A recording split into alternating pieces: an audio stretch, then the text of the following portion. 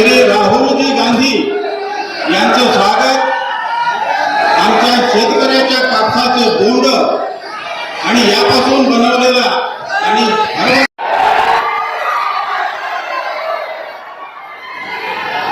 Shiv Sena, NCP और बाकी parties के गठबंधन के पार्टीज के कार्यकर्ताओं का भी मैं यहाँ स्वागत करता हूँ। आप सबका नमस्कार।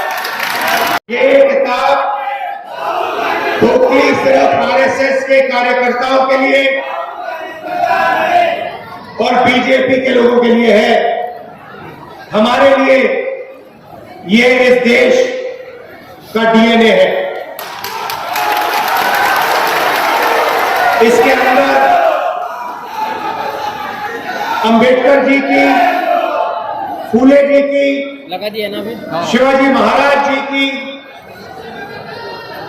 बुद्ध भगवान की, नारायण गुरु, बसवना, महात्मा गांधी, इन सब की सोच हमारे लिए इस किताब में है। और ये हमारे लिए एक नई किताब नहीं है, ये हमारे लिए हजारों साल पुरानी सोच है। और जो इसमें लिखा है उसी के लिए हजारों साल से हिंदुस्तान में लोग लड़ रहे हैं, मर रहे हैं।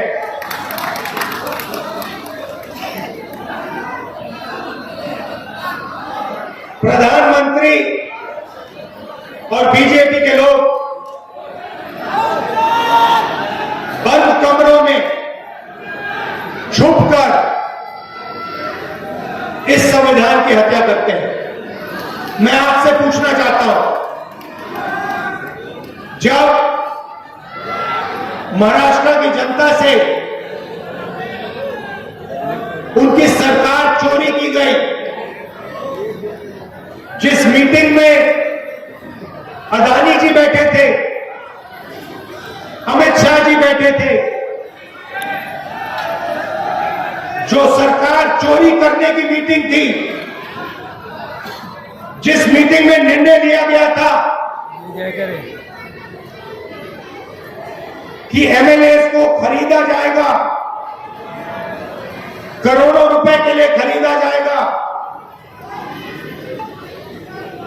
क्या जब अमित शाह जी और बीजेपी के लोगों ने ये मीटिंग की, जब उन्होंने आपकी सरकार खरीद कर आपसे चोरी की, क्या वो संविधान की रक्षा कर रहे थे? इसमें कहां लिखा है कि करोड़ों रुपए देकर महाराष्ट्र की जनता की सरकार को चोरी किया जाए? कहां लिखा है? मुझे दिखा दो। संविधान में कहां लिखा है कि सरकार को चोरी करना चाहिए? और आज महाराष्ट्र में हर एक व्यक्ति को मालूम है वो सरकार क्यों चोरी की गई। वो सरकार धारावी के कारण चोरी की गई थी, क्योंकि बीजेपी के लोग, नरेंद्र मोदी, अमित शाह धारावी की जमीन, महाराष्ट्र के गरीब लोगों की जमीन, 1 लाख करोड़ रुपए की जमीन अपने मित्र गौतम अदानी को देना चाहते थे। इसीलिए महाराष्ट्र की सरकार आपके हाथों से चोरी की गई। और ये पूरा महाराष्ट्र जानता है, पूरा महाराष्ट्र जानता है।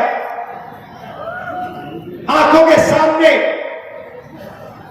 करोड़ों रुपए देकर एमएलए खरीदकर आपकी सरकार आपसे छीनी गई, चोरी की गई। और प्रधानमंत्री ने, अमित शाह जी ने, पूरा देश जानता है कि इन्होंने ये काम करवाया है।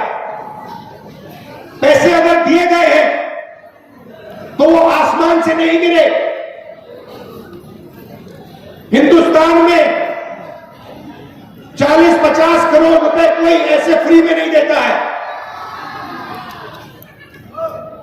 आपने कभी देखा है कि फ्री में कोई 40 करोड़ रुपए 50 करोड़ रुपए किसी को दे रहा है? नहीं, सौदा हुआ था, धारावी की जमीन का सौदा हुआ है। इसीलिए एमएलए को करोड़ों रुपए दिए गए। कहां से आए? किसने ऑर्डर दिया? पूरा देश जानता है, बोलने की भी जरूरत नहीं है। पूरा देश जानता है कि जिस पैसे से एमएलए खरीदे गए उसको बांटने का ऑर्डर किसने दिया। महाराष्ट्र का 6 साल का बच्चा जानता है। और फिर प्रधानमंत्री आते हैं और कहते हैं कि राहुल गांधी रिजर्वेशन के खिलाफ। मेरी बहन मुझे बता रही थी कि उन्होंने मोदी जी का भाषण सुना और उस भाषण में उन्होंने, मेरी बहन ने मुझे कहा कि जो हम बोलते हैं वही मोदी जी आजकल बोल रहे हैं। पता नहीं, शायद मेमोरी लॉस हो गया है।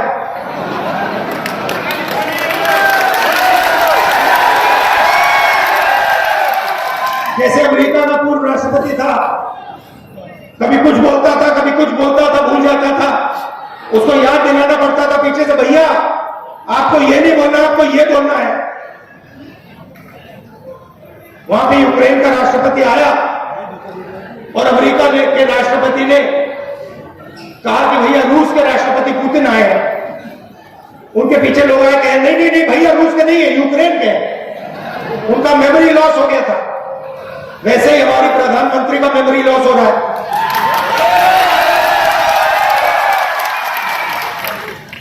पता नहीं, शायद अगली मीटिंग में आपके पास आएंगे, कहेंगे भैया महाराष्ट्र की सरकार सोयाबीन के लिए 7,000 रुपए देती है प्रति क्विंटल। मैंने कहा कि बीजेपी कॉन्स्टिट्यूशन पे आक्रमण कर रही है। वो कहते हैं कांग्रेस पार्टी संविधान पर आक्रमण कर रही है। हर भाषण में मैं कह रहा हूं, मैं इसको लेके खड़ा हो रहा हूं, कह रहा हूं कि भाई इस पर बीजेपी आक्रमण कर रही है। 1 साल से मैं बोल रहा हूं। मोदी जी को पता लगा कि लोगों को गुस्सा आ रहा है, तो मोदी जी कह रहे हैं, राहुल गांधी कह रहा है कि राहुल गांधी संविधान पर आक्रमण कर रहे हैं।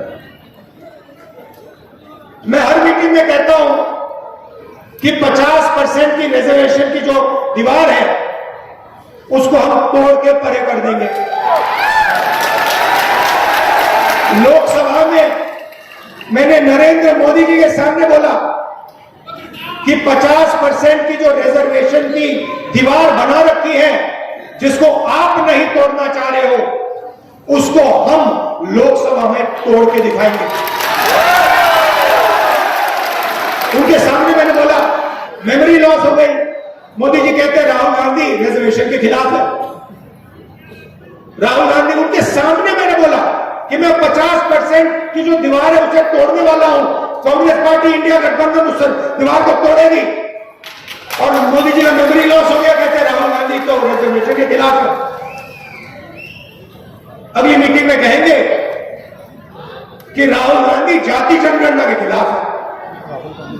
मैंने उनके सामने बोला, मोदी जी जाति जनगणना कराइए, देश को पता लगना चाहिए कितने दलित हैं, कितने आदिवासी हैं, कितने पिछड़े वर्ग के लोग हैं।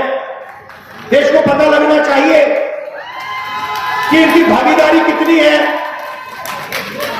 आबादी आप समझो, आप ताली बजा रहे मगर बात समझो। मैं 1 साल से हर भाषण में ये कह रहा हूं,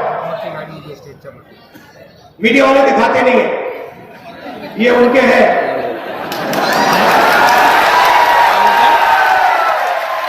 अच्छा, मजे की बात है, जब मैं कहता हूं ये उनके हैं तो ये मेरी ओर देख के मुस्कुराते हैं, कहते हैं हाँ हम उनके हैं, आपके नहीं है। देखिए मुस्कुरा रहे हैं, देखिए देखिए देखिए, ये देखो ये ऐसे कर रहा है, मगर देखो इनकी गलती नहीं, इनकी गलती नहीं है। ये तो मुझे अच्छे लगते हैं, इनको काम करना है। इनको सैलरी लेनी है, इनको बच्चों का एजुकेशन करना है, इनको खाना खाना है, तो ये मालिकों के खिलाफ कुछ नहीं कर सकते। ये एक प्रकार से गुलाम है। तो इनसे मेरी कोई लड़ाई नहीं।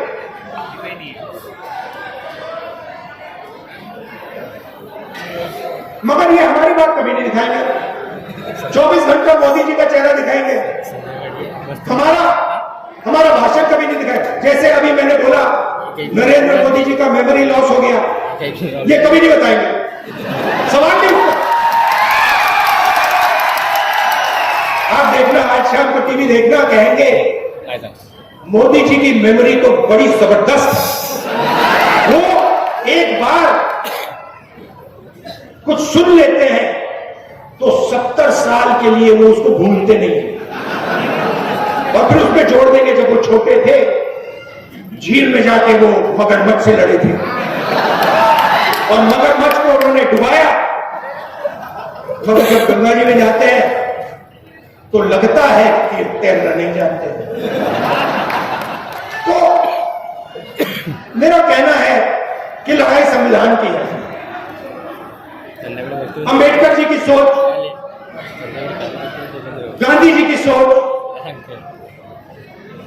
बुद्ध भगवान की सोच, फुले जी की सोच, उसकी हम रक्षा कर रहे हैं। जब हम कहते हैं कि जाति जनगणना होना चाहिए, मैं आपसे पूछता हूं, क्या अंबेडकर जी जाति जनगणना के साथ होते या खिलाफ होते?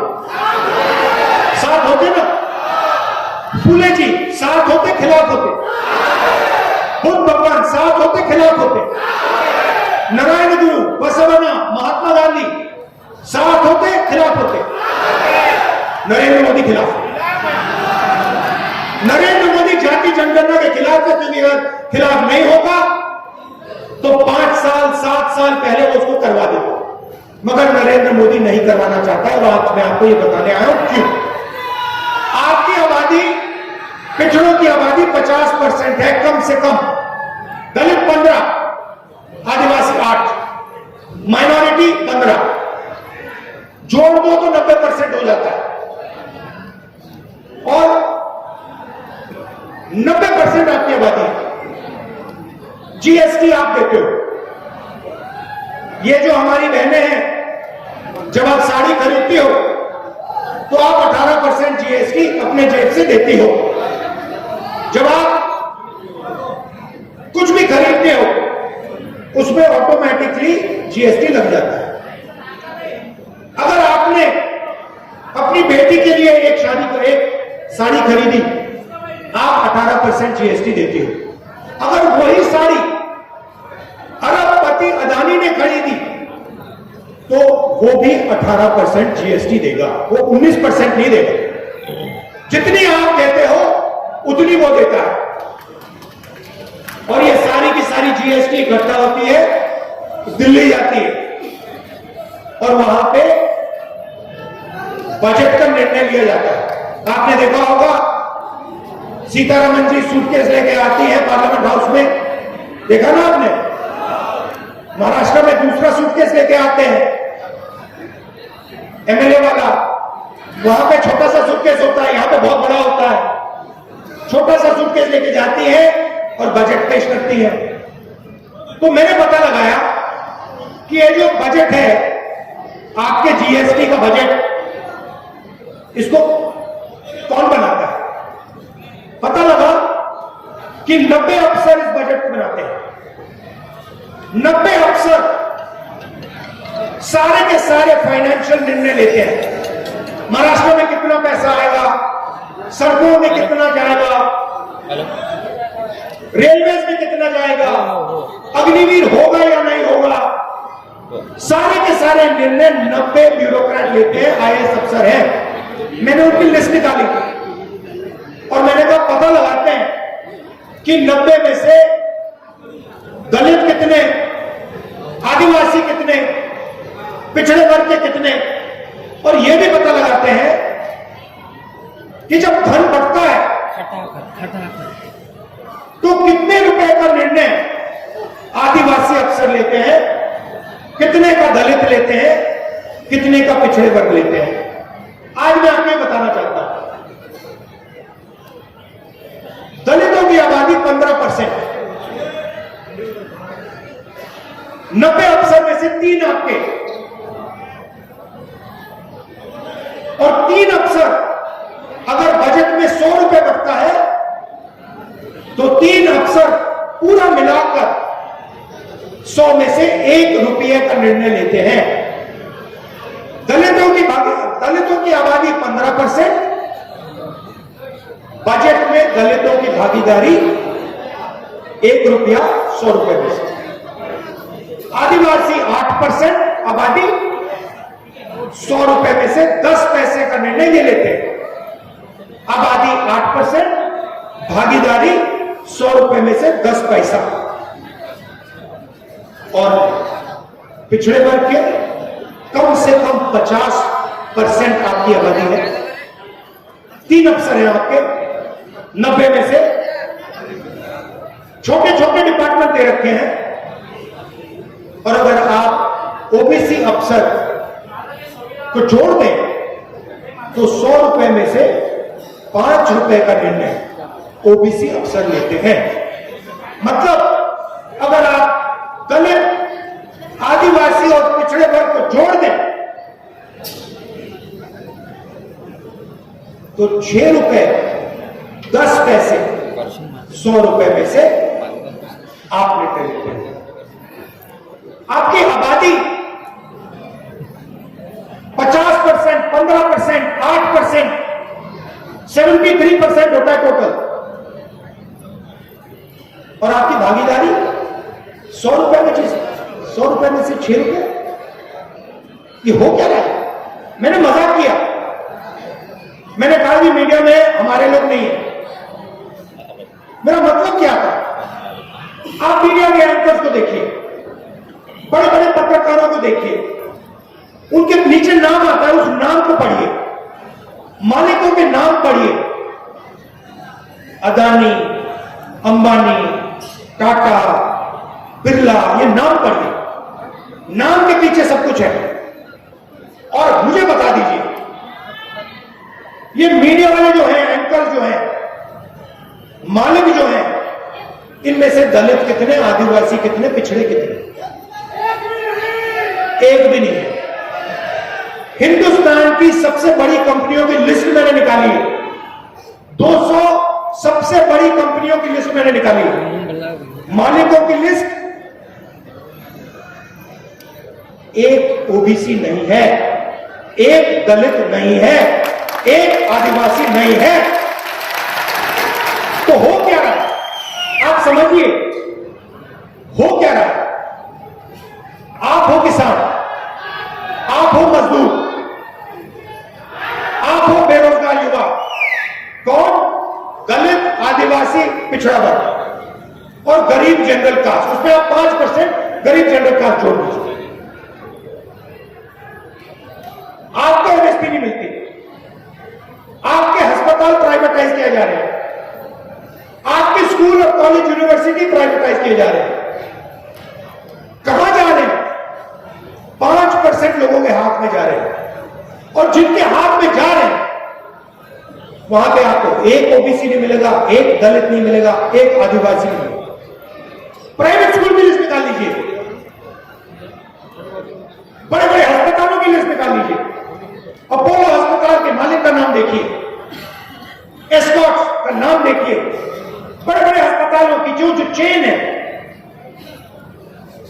उनके नाम देखिए। एक दलित नहीं है, एक आदिवासी नहीं है, एक पिछड़े वर्ग का आदमी नहीं है। मतलब नरेंद्र मोदी हिंदुस्तान को 90% लोगों के लिए नहीं चलाता है। और नरेंद्र मोदी जी को वहां इसलिए बैठाया गया है कि 90% लोगों से जीएसटी का पैसा छीना जाए, जमीन छीनी जाए और उन्हीं 20-25 अरबपतियों को दी जाए। मैं आपसे पूछना चाहता हूं, धारावी की जमीन अक्वायर हो रही है ना? हो रही है ना? 1 लाख करोड़ रुपए की जमीन है ना? गरीब लोग है ना? मैं आपसे पूछना चाहता हूं, औलादों की जमीन क्यों नहीं एक्वायर होती? जहां अमीर लोग बैठे हैं वो जमीन क्यों नहीं एक्वायर हो रही है?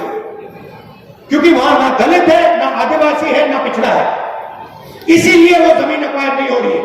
जहां भी आपको दलित, आदिवासी और पिछड़े लोग मिलेंगे वहां जमीन एक्वायर होगी।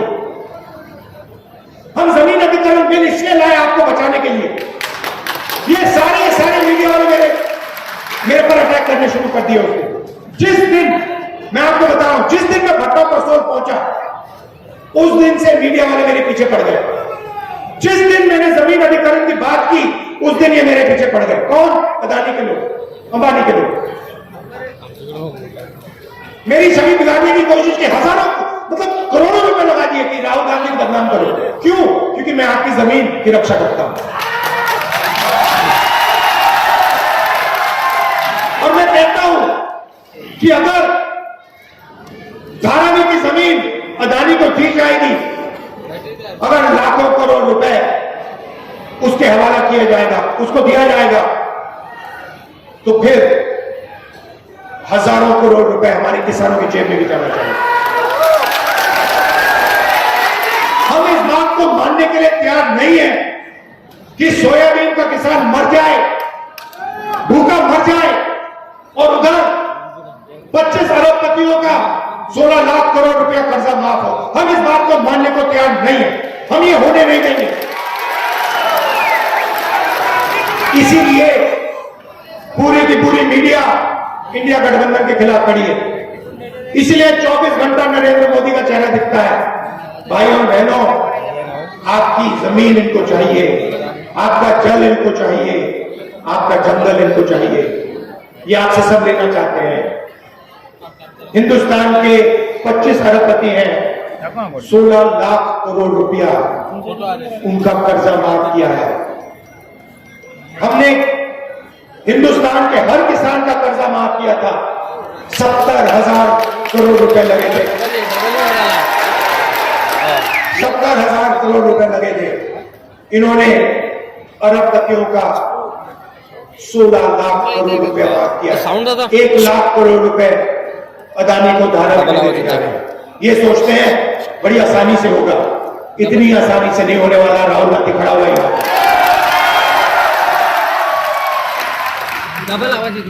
तो यही सवाल है। कॉन्स्टिट्यूशन में कहीं नहीं लिखा है कि दलितों की, पिछड़ों की, मजदूरों की, गरीबों की जमीन छीनकर 25 अरबपतियों को दिया जाएगा। कहीं नहीं लिखा। मुझे दिखा दो, मुझे दिखा दो या कहां लिखा है इस किताब में कि अरबपतियों का 16 लाख करोड़ रुपए माफ होना चाहिए? कहां लिखा है कि धारावी की जमीन छीनी जानी चाहिए और जो वहां मजदूर रहते हैं, गरीब रहते हैं, उनको लाख ठेक देना चाहिए? कहां लिखा है इस किताब? कहीं नहीं लिखा। क्योंकि ये किताब शिवाजी महाराज की किताब है और शिवाजी महाराज मर जाते मगर गरीबों का नुकसान नहीं करते। शिवाजी महाराज मर जाते मगर धारावी की जमीन अदानी को नहीं देते। ये सच्चाई है। ये महाराष्ट्र की सच्चाई है। ये हिंदुस्तान की सच्चाई है। तो इसीलिए हमने निर्णय लिया है और ये शुरुआत है। दिल्ली में सरकार नहीं बनी, नहीं तो हम आपको अच्छी तरह दिखाते हैं। हमने निर्णय लिया है कि अगर वो अरबपतियों को लाखों करोड़ रुपए दे सकते हैं तो हम महाराष्ट्र के किसानों को, मजदूरों को, महिलाओं को भी लाखों करोड़ रुपए दे सकते हैं। यहां महिलाएं आई है, हमारी सरकार यहां चुनकर आएगी।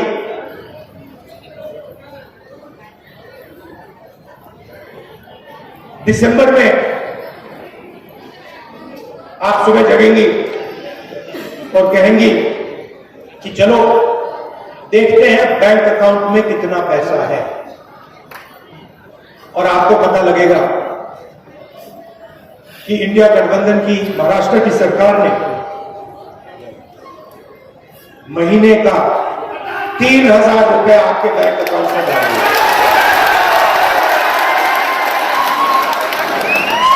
आप अपने बच्चों से जाके कहेंगी 3,000 रुपए हमारे बैंक अकाउंट में इस महीने के लिए आएगा और आपके बच्चे आपसे कहेंगे ठीक है मम्मी अगले महीने भी 3,000 रुपए हमारे बैंक अकाउंट में आएगा, उसके बाद भी आएगा, उसके बाद आएगा, हर महीने पहली तारीख 3,000 रुपए हमारे बैंक अकाउंट में, हमारे गरीब परिवार के बैंक अकाउंट में इंडिया गठबंधन की सरकार डालेगी।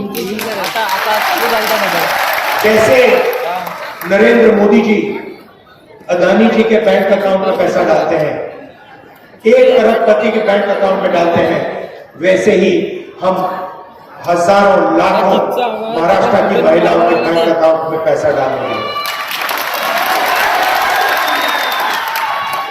और फिर उसके बाद आप अपने पति से कहेंगी मैं मार्केट जा रही हूं,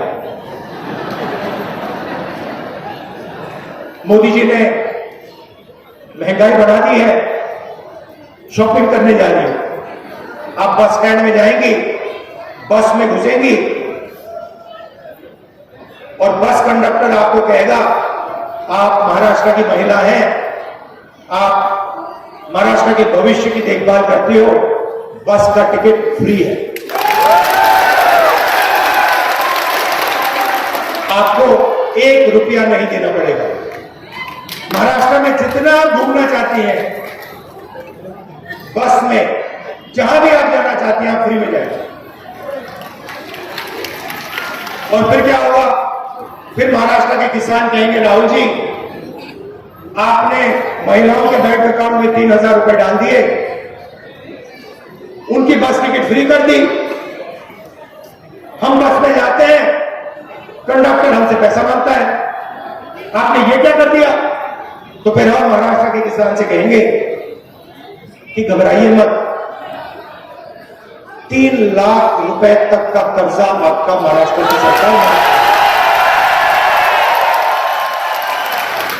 फिर सोयाबीन के किसान हमें कहेंगे कि राहुल जी पिछली सरकार में हमें सोयाबीन के लिए, मनमोहन सिंह जी की सरकार में हमें सोयाबीन के लिए सही पैसा मिलता था, ये अदानी वाली सरकार है, ये हमें सही दाम नहीं देती सोयाबीन के लिए।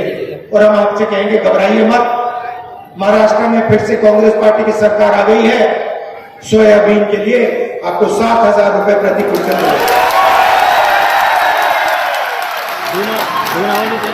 और प्याज के जो किसान है उनसे हम कहेंगे देखिए हमने देखा है कि प्याज के दाम ऊपर नीचे जाते रहते हैं, आपका नुकसान होता है, तो अब आपके लिए महाराष्ट्र सरकार में प्याज के दाम को मैनेज करने के लिए एक फेयर प्राइस कमेटी बैठाएंगे जो आपके प्याज के दाम को कंट्रोल करे। और कपास के किसानों को ये दिखाना चाहिए,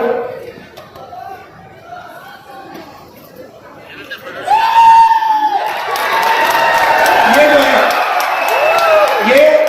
ये महाराष्ट्र के किसान की मेहनत है।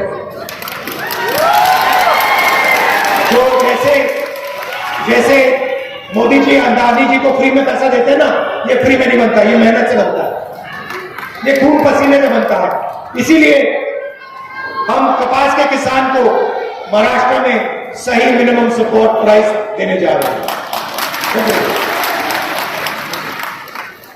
जाति जनगणना की मैंने बात की, दूध का दूध, पानी का पानी कर देंगे। महाराष्ट्र में कास्ट सेंसस होगा, पिछड़े वर्ग, दलित, आदिवासियों को पता लगेगा कि महाराष्ट्र में उनकी कितनी भागीदारी है, उनकी कितनी जमीन है, कौन सी संस्थाओं में उनके लोग हैं, कौन सी संस्थाओं में उनके लोग नहीं हैं। ये सब हम आपको इंफॉर्मेशन डेटा, 21वीं सदी का डेटा हम आपको पकड़ा देंगे। गरीब लोग बीमार होते हैं, प्राइवेट अस्पताल में जाते हैं, स्टेंट लगती है, वैल्व चेंज होता है, ऑपरेशन होता है, दवाई लेनी पड़ती है, पता लगता है लाखों रुपए खर्च हो गए। मैंने आपको पहले बताया कहां जा रहे हैं, दलित, आदिवासी, पिछड़े वर्ग के जेब से अरबपतियों की जेब में जा रहे हैं। मगर बीमार होते हो तो खर्च करना पड़ता है। राजस्थान में जब हमारी सरकार थी, हम एक योजना लाए, उसने लाखों लोग की जिंदगी बदल दी। योजना क्या थी? कोई भी इलाज गरीब व्यक्ति को करना हो, स्टेंट लगवानी हो, पेट का ऑपरेशन करवाना हो, वाल्व बदलना हो, कैंसर की सर्जरी करनी हो, राजस्थान में हमारी योजना कहती थी कि भैया 25 लाख रुपए तक का बीमा आपको मिलेगा। और यही काम हम यहां महाराष्ट्र में करने जा रहे हैं।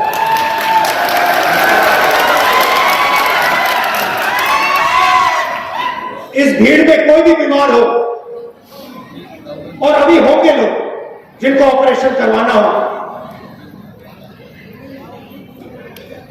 हाई बीपी हो, स्टेंट की जरूरत हो, फ्रैक्चर हो जाए, सर्जरी करनी हो, लिंक तो चल रही है। आप सब लोगों को, महाराष्ट्र में सब लोगों को बता रहा हूं, हमारी सरकार आएगी, आप प्राइवेट अस्पताल में जाओगे और वहां 25 लाख रुपए की सर्जरी, 25 लाख रुपए तक की सर्जरी आप फ्री में करवाओगे।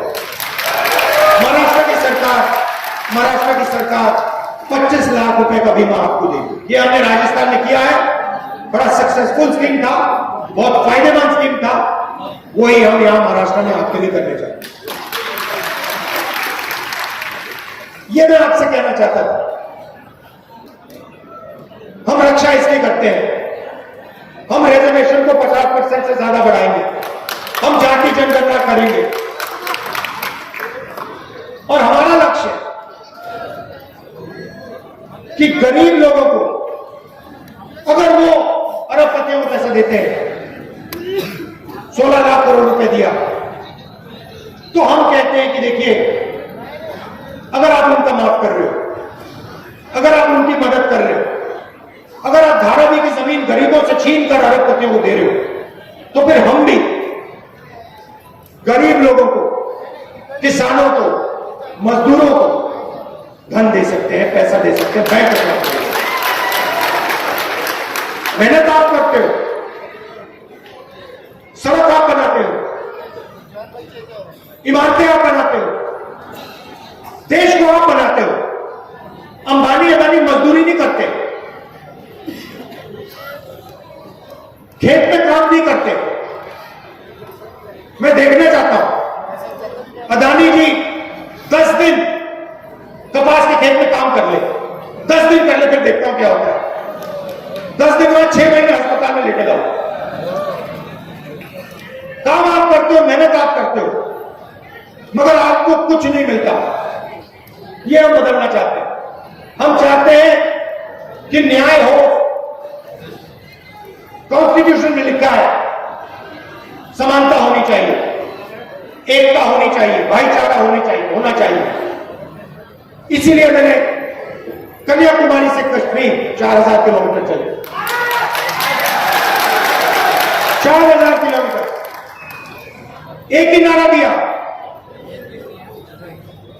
नफरत के बाजार में मोहब्बत की दुकान खोलेंगे। नफरत क्यों फैल रही है? नफरत इसलिए फैल रही है कि नरेंद्र मोदी जी ने रोजगार का सिस्टम खत्म कर दिया। आज हिंदुस्तान के किसी भी प्रदेश में युवाओं को रोजगार नहीं मिल सकता।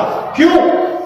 क्योंकि अरबपति चाइना का माल हिंदुस्तान में बेचते हैं और बेचना चाहते हैं।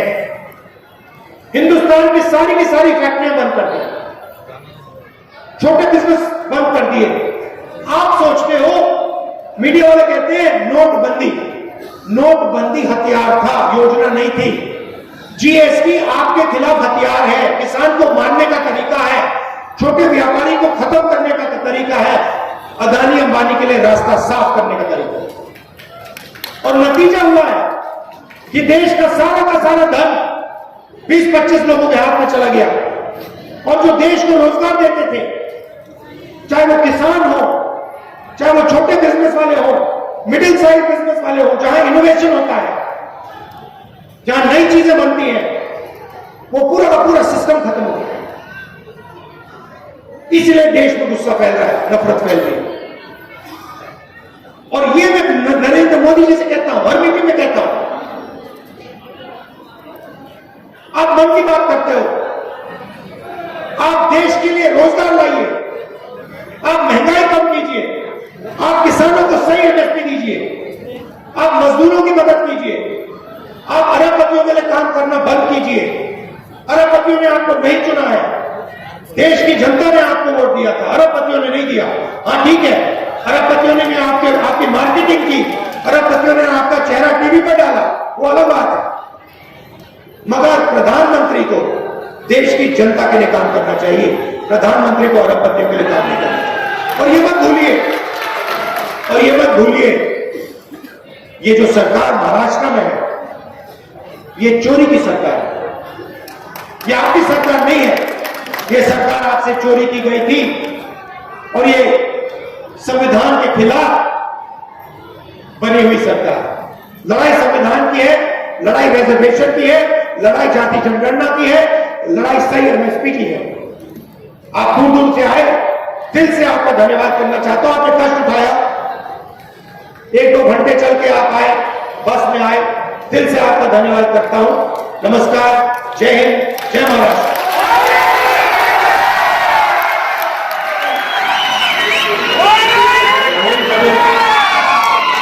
या जाहीर